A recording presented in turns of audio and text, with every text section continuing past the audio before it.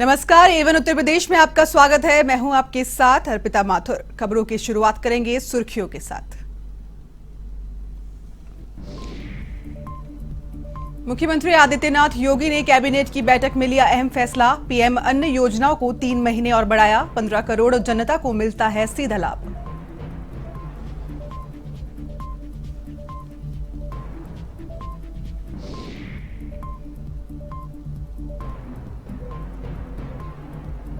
राज्यपाल आनंदीबेन पटेल ने दिलाई रमापति शास्त्री को प्रोटेम स्पीकर की शपथ। अब प्रोटेम स्पीकर दिलाएंगे सभी विधायकों को शपथ। सीएम योगी भी रहे मौजूद।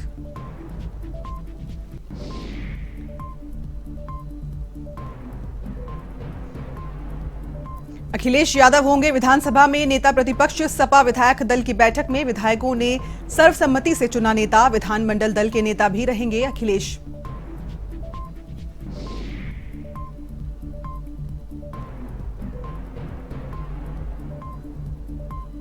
मुख्यमंत्री योगी की आपत्तिजनक फोटो फेसबुक पर अपलोड करना पड़ा युवक को महंगा। बीजेपी और बजरंग दल कार्यकर्ताओं ने कराया आरोपी के खिलाफ मुकदमा दर्ज। पुलिस जुटी आरोपी की तलाश में।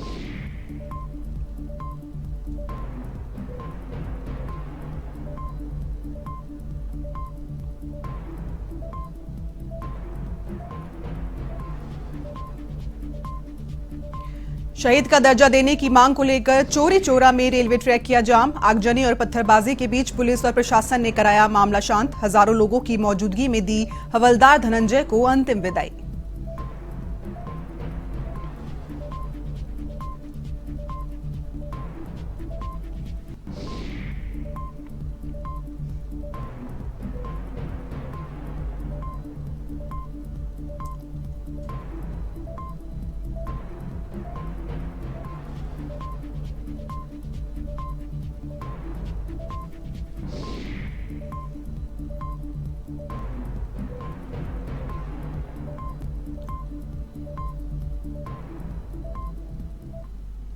चलिए अब खबरों की ओर रुख करने से पहले आपको सीधा लिए चलते हैं जोधपुर से लाइव, जहां मुख्यमंत्री अशोक गहलोत मौजूद है।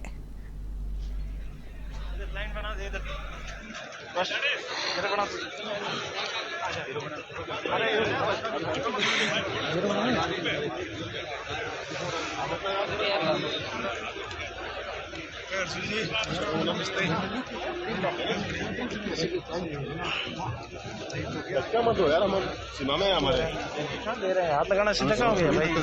हम आप सही कर रहे हैं। और इसी खबर पर ज्यादा अपडेट के लिए हमारे साथ हैं फोन लाइन पर दयाल सिंह जी। दयाल सिंह, जोधपुर से मुख्यमंत्री अशोक गहलोत मौजूद है। तमाम जनता उनसे मिल रही है, क्या कुछ उनका कार्यक्रम रहेगा?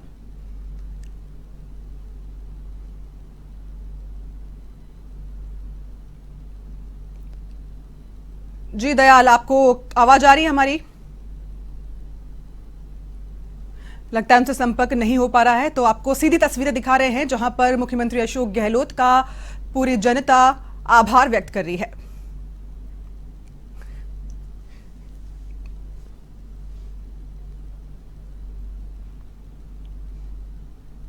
चलिए अब रुख कर लेते हैं खबरों की ओर, जहां योगी आदित्यनाथ की नई सरकार बनने के बाद आज पहली कैबिनेट आयोजित की गई, जिसके बाद सीएम योगी आदित्यनाथ ने प्रेस कॉन्फ्रेंस की। इसमें उन्होंने बताया कि कैबिनेट का पहला फैसला गरीब जनता के हित में लिया है। पीएम अन्न योजना की अवधि 3 महीने तक बढ़ाई जा रही है। वहीं योगी ने कहा कि यह निर्णय यूपी की 15 करोड़ जनता को समर्पित है। कोरोना कालखंड में मोदी जी ने देश के हर नागरिक के लिए प्रधानमंत्री अन्न योजना शुरू की थी, जिसमें देश के 80 करोड़ जनता लाभ ले रही थी।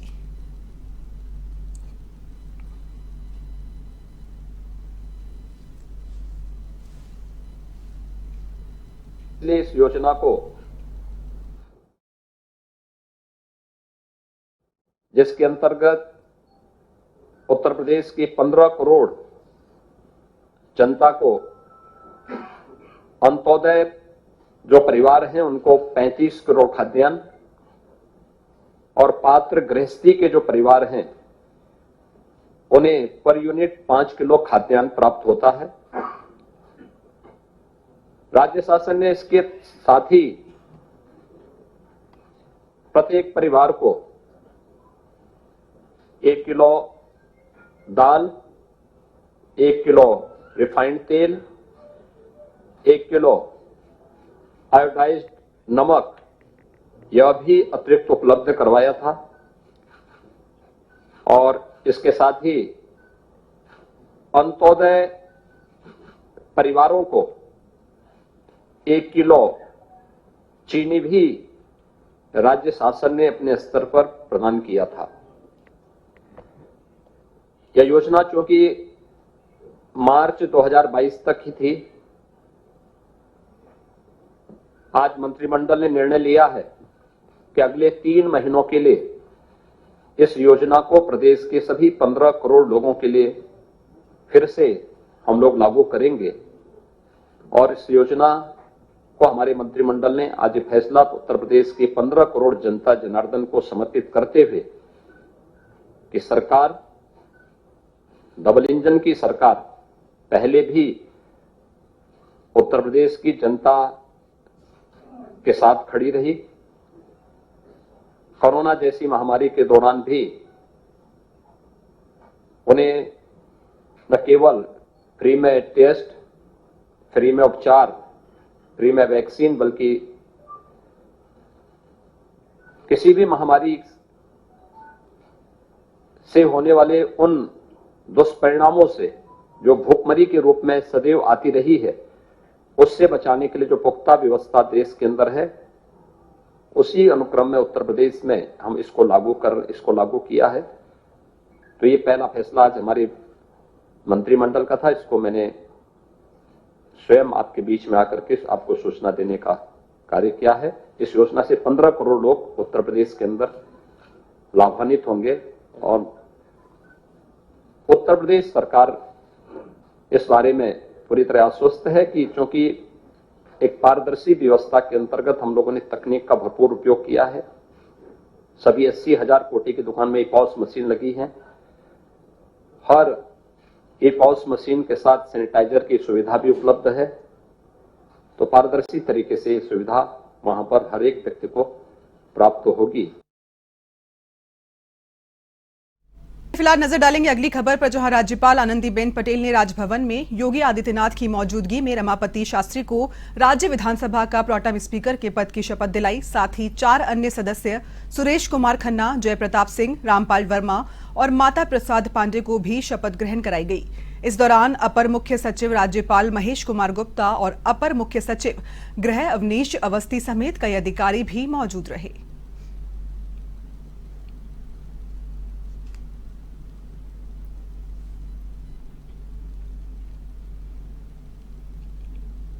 तो वहीं सीएम योगी ने दूसरी बार शपथ ग्रहण करने के बाद आज आला अधिकारियों से मुलाकात की। इस दौरान सीएम के साथ दोनों डिप्टी सीएम केशव प्रसाद मौर्य और ब्रजेश पाठक मौजूद रहे।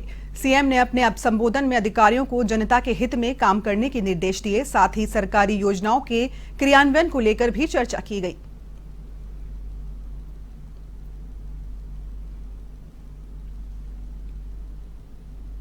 अगली खबर लखनऊ से है, जहां सपा के राष्ट्रीय अध्यक्ष अखिलेश यादव को सपा विधानमंडल का नेता चुना गया है। इसके साथ ही तय हो गया है कि वे विधानसभा में नेता प्रतिपक्ष होंगे। उन्होंने करहल विधानसभा सीट से चुनाव लड़कर जीत हासिल की थी। इसके बाद उन्होंने लोकसभा की सदस्यता से इस्तीफा दे दिया। उन्होंने कहा था कि वे विधानसभा में यूपी की जनता के मुद्दे उठाएंगे। इस बैठक के बाद प्रदेश अध्यक्ष नरेश उत्तम पटेल ने कहा कि नवनिर्वाचित विधायकों और विधान परिषद सदस्यों की बैठक हुई। इस बैठक में अखिलेश यादव को विधायक दल का नेता चुना गया है। विधानमंडल दल का नेता अखिलेश यादव ही रहेंगे और सपा के नेताओं ने अखिलेश यादव का स्वागत अभिनंदन किया।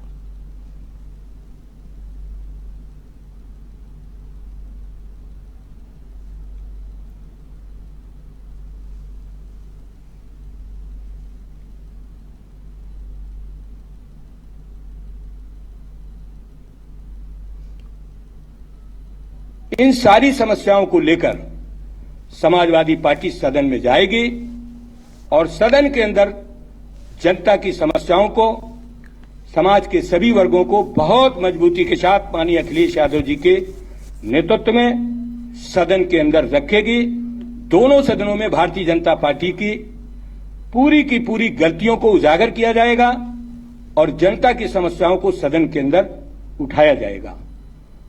हमारे समाजवादी पार्टी के विधानमंडल दल के सभी सदस्यों ने आप सबके माध्यम से ये बातें मुझे कहने के लिए दिया, मैं माननीय राष्ट्रीय अध्यक्ष जी के निर्देश पर और माननीय विधानमंडल के सदस्यों के सुझाव पर आपके बीच में मैंने आज की कार्यवाही आपके समक्ष रखी है। भारी तनाव के बीच सेना के जवान धनंजय के पार्थिव शरीर का शनिवार को अंतिम संस्कार कर दिया गया। धनंजय की अंतिम यात्रा में लोगों का जनसैलाब उमड़ पड़ा। इकलौते पुत्र होने की वजह से धनंजय के चचेरे भाई सोनू यादव ने पार्थिव शरीर को मुखाग्नि दी, तो वहीं घाट पर हजारों की संख्या में मौजूद लोगों ने सेना के जवान धनंजय को नम आंखों से अंतिम विदाई दी। आपको बता दें, शुक्रवार देर रात पार्थिव शरीर गोरखपुर पहुंचने पर परिजन और ग्रामीण शहीद का दर्जा देने की मांग को लेकर आक्रोशित हो गए थे और चोरी चोरा रेलवे ट्रैक को 1 घंटे तक जाम किया था। साथ ही आगजनी और पत्थरबाजी भी कर दी गई। आपको बता दें, धनंजय सिक्किम में शिक्षक हवलदार के पद पर तैनात थे।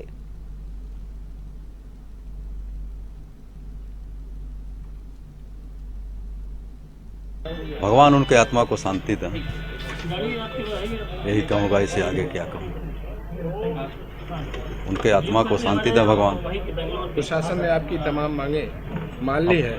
नौकरी की भी बात अब हो गई है कि बच्ची को नौकरी भी मिल जाएगी। हाँ, आर्मी ने आपको नगद धनराशि भी प्राप्त की है जी। और बच्चे को जो शहीद था धनंजय यादव जी, उनको ससम्मान उनकी अंतिम विदाई दी गई। इसको लेकर के प्रशासन और तमाम लोगों को क्या कहना चाहेंगे? मैं सबको धन्यवाद देता हूँ। प्रशासन के लोगों ने हमारी बड़ी मदद की और जो है हमको आश्वासन दिया गया है, मैं इस पर बहुत बार बार धन्यवाद देता हूँ। देखिए, ये जवान थे, हमारे जनपद के थे। बहुत ही सम्मान की बात है हमारी कि हमारे जनपद के इन्होंने आर्मी में इतनी अपनी सेवा दी, 8 वर्षों तक अपनी सेवा दी और अभी यहाँ पे आए हैं बिल्कुल सम्मान के साथ। इनका हम लोगों ने यहाँ पे अंतिम संस्कार किया है। परिवार वाले भी यहाँ रहे, आर्मी के भी लोग थे, पुलिस के भी लोग थे, डीएम सर और मैं स्वयं यहाँ पे रहा और अभी ये कार्रवाई चल रही है। देखिए, परिवार वाले बहुत ही शोक में थे कल और उसका फ़ायदा उठाने के लिए बहुत सारे असामाजिक तत्व उस भीड़ में शामिल हो गए थे, तो उन सबको चिन्हित कर लिया गया। कल हमने इसलिए ड्रोन से पूरी लगातार फोटोग्राफी की थी। हमने कैमरे में भी सब कुछ कैद कर लिया है, सब कुछ चिन्हित किया जाएगा और जो जानबूझ करके इस तरह से दूसरों के दुख का अपने लाभ के लिए प्रयोग करना चाहता है, ऐसे लोगों के लिए हम बिल्कुल कड़ी से कड़ी कार्रवाई करेंगे। आज सुबह ही एक्चुअल में कल रात में ही उनके फादर से बात हो गई थी। वो लोग अंतिम संस्कार करने के लिए तैयार हो गए थे, तो सुबह ही आज यहाँ पर हम लोगों ने तब भी एहतियातन फोर्स की व्यवस्था भी करा दी थी, क्योंकि उनको ससम्मान उनका अंतिम संस्कार करना था। फुटेज वगैरह देखकर, सीसीटीवी फुटेज को देख करके उसमें जिन लोगों का इसमें समझा जाएगा कि जिनकी वजह से सब हुआ है ये, तो ऐसे दोषी व्यक्तियों के खिलाफ कठोर कार्रवाई। खबर पर जो यूपी के बिजनौर से है, जहां 2 पक्षों में हुए खूनी संघर्ष में एक की मौत हो गई। गांव सुवाहेड़ी में पाठा पर एक हक को लेकर विवाद के बाद खूनी संघर्ष हुआ। एक पक्ष ने फायरिंग और धारदार हथियार से हमला कर राशन डीलर को मार डाला, जबकि उनके 2 बेटे गंभीर रूप से घायल हो गए। सूचना पर भारी फोर्स मौके पर पहुंची और घायलों को मेरठ रेफर किया गया। शव को पोस्टमार्टम के लिए भेज दिया गया है और गांव में पुलिस तैनात कर दी गई है।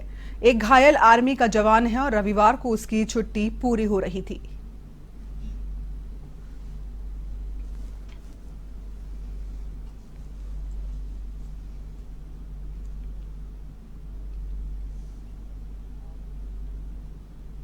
तो वहीं सीएम योगी आदित्यनाथ की आपत्तिजनक फोटो फेसबुक पर अपलोड करने का एक मामला सामने आया है, जिसे लेकर भाजपा और बजरंग दल के कार्यकर्ताओं में भारी रोष नजर आ रहा है।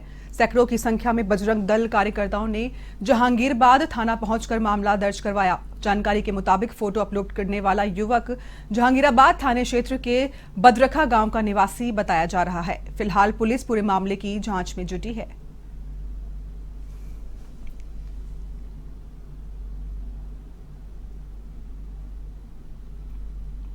चलिए अब रुक करते हैं अगली खबर पर, जहां पर आपको बता दें जिस तरीके से बुलंदशहर की हालत है। बुलंदशहर के जिला कारागार में दंत चिकित्सा शिविर का आयोजन किया गया, जिसमें आईटीएस डेंटल कॉलेज और ग्रेटर नोएडा के 7 दंत चिकित्सकों के पैनल ने बंदियों के दांतों संबंधी बीमारियों का इलाज किया। इस मौके पर डॉक्टर अमित चौहान और डॉक्टर निकिता समेत कई डॉक्टर्स ने सेवाएं दी।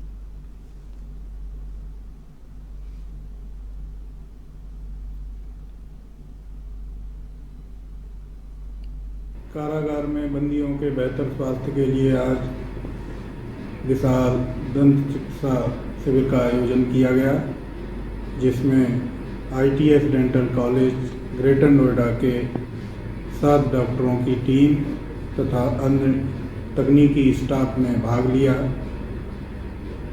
2 डेंटल चेयर के साथ एम्बुलेंस की भी व्यवस्था की गई, जिसमें कि बंदियों के दांत से संबंधित बीमारी का मौके पर ही निराकरण हो सके।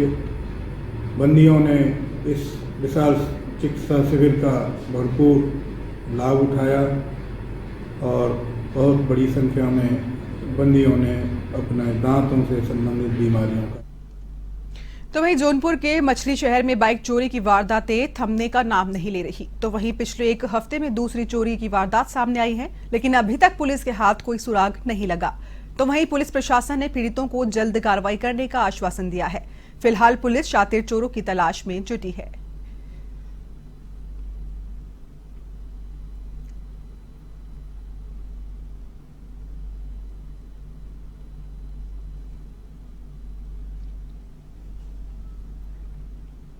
तो वहीं यूपी के लखीमपुर खीरी में तीखा तेज रफ्तार का कहर, जहां पे एक अनियंत्रित कार ने साइकिल सवार को टक्कर मार दी। हादसे में साइकिल सवार की मौके पर ही दर्दनाक मौत हो गई। वहीं कार पलटने से कार में सवार चालक सहित 2 लोग गंभीर रूप से घायल हो गए। आपको बता दें, शराब के नशे में कार चला रहा था चालक। वहीं कार से शराब की बोतलें भी बरामद की गई है। गोला कोतवाली क्षेत्र के ये शिवपुरा चौराहे की पूरी घटना बताई जा रही है।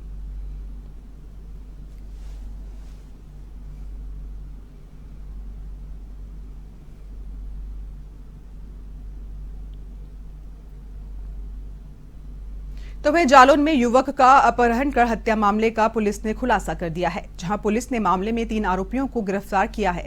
जानकारी के मुताबिक शराब पीने की वजह को लेकर झगड़ा हुआ था। उस दौरान उन्होंने युवक की गला दबाकर हत्या कर दी थी।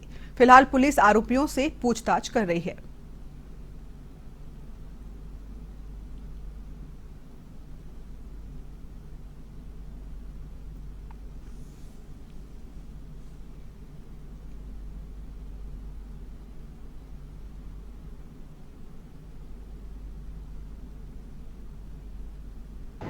देखिए, ये मुकदमा जो है 46/2022 थाना कोच में लिखा गया था, 364 के अंतर्गत लिखा गया था, जिसमें रविंदर और बबलू नामजद व्यक्ति थे। इनके द्वारा इनके ऊपर में आरोप लगाया गया था कि इन्होंने जो इनका साथी सुनील है उसको कहीं गायब कर दिया गया है। और इसी पे जब तफ्तीश की गई, पूछताछ की गई और जानकारी इकट्ठा किया गया, तो इसमें पता ये चला कि रविंदर और बबलू के साथी, उनका एक अन्य साथी जो है पंकज है, इन तीनों लोगों ने रात्रि में डीजे के बाद में सुनील की गला दबाकर हत्या कर दी। उसकी बॉडी जो है झांसी जिले में अपने वैगनार से ले जाकर डंप कर दी। इनकी निशानदेही पे बॉडी को भी रिकवर कर लिया गया है। तीनों व्यक्तियों को गिरफ्तार कर जेल भेजा जा रहा है। धारा 364 के अलावा 302, 201 और धारा 34 IPC की बढ़ोतरी भी की। शाहजहांपुर में फर्जी विद्युत कर्मचारी बनकर ठगी करने का एक मामला सामने आया है, जहां पुलिस ने 2 लोगों को गिरफ्तार किया है। हालांकि इस दौरान एक अन्य साथी मौके से फरार हो गया। आपको बता दें, आरोपी विद्युत विभाग का कर्मचारी बताकर घरों में लगे बिजली मीटर्स की चेकिंग कर उसमें गड़बड़ी बताकर रुपयों की ठगी करता था। फिलहाल पुलिस आरोपियों से पूछताछ कर रही है।